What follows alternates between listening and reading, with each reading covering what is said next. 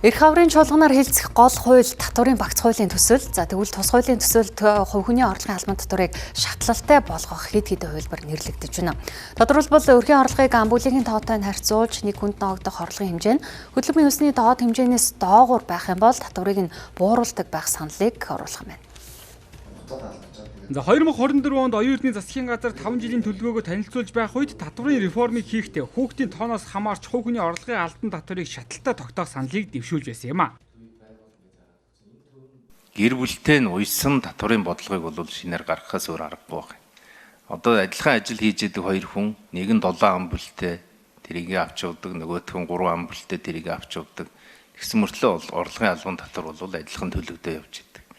Тэгэхээр ард нь нөгөө амьдралд нь үлдэх үлдэц. Тэр амьдралын хүртээмж бид бол амьдралын чанарыг сайжруулахын төлөө байгаа учраас энэ дээр нэгдүгээрт бодлох юм.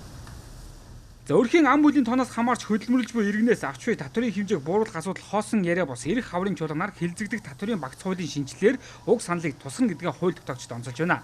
Тодорхойлох юм бол олон хүүхэдтэй гэр бүлүүд болон ам бүлд нь хөгжлийн бэрхшээлтэй зайлшгүй асаргаа сувилгаа шаардлагатай иргэнтэй ганц хүний нуруунд дээр олон хүний амь амжиргаа тогтож байгаа бол хувь хүний орлогын албан татварыг нь бууруулах шин зохицуултыг оруулахар болж байна. Одоо нэг татвар төлөхөөр ардаа 2 3 хүүхэдтэй 4 5 хүн тэжих нэгөр. Бүр одоо ардаа гэр бүлд чинь хин нэгэн одоо настай хөгжлийн бэрхшээлтэй өвчтөй зовлонтой хүн байдаг. Тэрийг асардаг байх юм бол хүн амын орлогын албан татварыг хөнгөлөё гэж. Энэ өөрөө эргээд нөгөө хүнлэгтэй хүмүүнлэг буюу одоо Европын одоо орнууд хэрэгэлдэг. Өрхийнхэн тооны гишүүдийн тоонд нь харьцуулж татвараас хөнгөлдөг.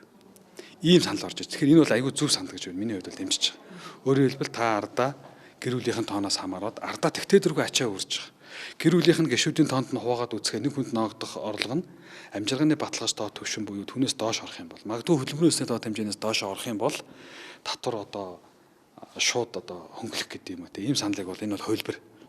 Тэгэхээр энэ саналуудыг бол одоо татварын хуулийн ажлын хэсгээр бол би аваад оруулаад ирнэ. Тэгэхээр бол энэ хэлцүүлгийн юм дээр бол явнаа гэдгийг бол Засгийн газраас өргөн бариад байгаа татварын багц хуулийн төсөлд 800 мянган төгрөг хүртэлх орлогод хувь хүний орлогын албан татвар тооцохгүй байх зохицуултгүй. Тэгвэл үүнээс гадна ам бүлийн тооноос хамаарч татварыг нь бууруулах асуудал яригдахаар болж байна. За олон улсын түвшинд өрхийн амжиргааг дэмжих зорилгоор энэ төрлийн татварын зохицуулалт үйлчлдэг улс орнууд цөөнгүй байдаг байна.